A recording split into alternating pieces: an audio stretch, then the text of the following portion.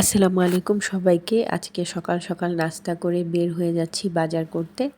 তো আমাদের বাসার এখানেই অনেক বাজার মিলে, মাছ মাংস সব কিছু, শাকসবজি ফলমূল সব কিছুই পাওয়া যায়।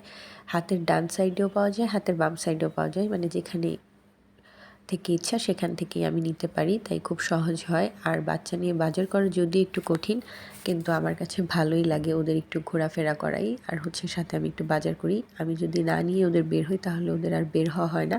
আর বাচ্চার স্কুল যখন থাকে বড় বাচ্চার, তখন শুধু বের হওয়া হয়। এই তো ফার্মেসি থেকে আমি একটু ওষুধ নিলাম, কারণ ছোট বাচ্চাটার একটু কাশ হালকা হালকা আছে। তো ভাবলাম হালকা ঠান্ডাতেই ওষুধটা খাওয়ালে ভালো হয়, আর যখন বেশি কাশ বেড়ে যায় তখন অবস্থা খারাপ হয়ে যায়। আর বড় বাচ্চার অ্যালার্জি অনেক বেশি, যার কারণে ওর কয়েকদিন শরীরটা অনেক খারাপ ছিল। তো যার কারণে ওদের অ্যান্টিবায়োটিক বা অনেক কিছু করতে হয়। তো ওরা বলছিল যে আম্মু পেয়ারা কিনবো, পরে আমি বললাম যে আগে আমি ওষুধটা কিনে নিই, ওষুধ কিনতে পরে ভুলে যাব। তাই আমি আগে ওষুধ নিয়ে তারপর পেয়ারা কিনেছিলাম। পেয়ারা 120 টাকা কেজি, 110 টাকা রেখেছিল আর কি। আর অনেক স্ট্রবেরি উঠেছে, তারপরে পাকা পেঁপে, অনেক ধরনের ফল ছিল। তারপরে এখানে একটা সুপার শপের মতো দোকান আছে, এখান থেকে আমি একটু টোস্ট নিব, ডিম নিব, কিছু মুদি সদাই নিব।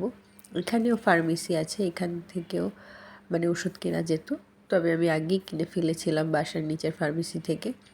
তো এই পাশের রোডে আবার একটা পার্কের মতো লাইন আছে, এখানে স্লাইড আছে, দোলনা আছে, একটু দৌড়াদৌড়ি করার জায়গা আছে। তো বাচ্চারা বলছিল আমি একটু যাই, পরে ভাবলাম যে যাও, বাসায় গিয়ে রান্না করতে আবার একটু দেরি হয়ে যাবে, তো ভাবলাম যে ওরা একটু খেলুক।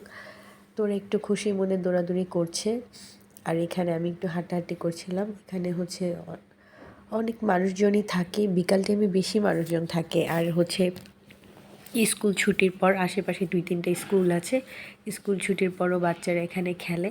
আর যেহেতু আমরা বাঙালি, আমরা তো কোনো কিছু মানে ভালো জিনিসও নষ্ট করে ফেলি, আমাদের এরকম একটা অবস্থা।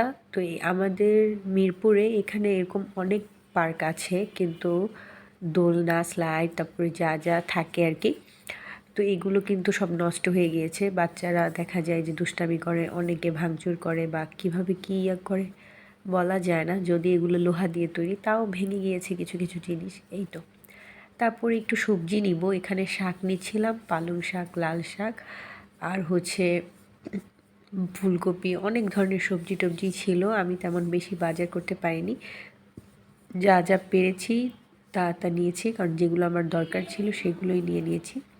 এখানে আমি শসা গাজর নিয়েছি, তারপর লাল শাক পালং শাক নিয়েছি, টোস্ট বিস্কুট নিয়েছি বাচ্চাদের জন্য, ছোট ছোট 2টা চকলেট বিস্কুটের প্যাকেট নিয়েছিলাম, ওষুধ নিয়েছিলাম।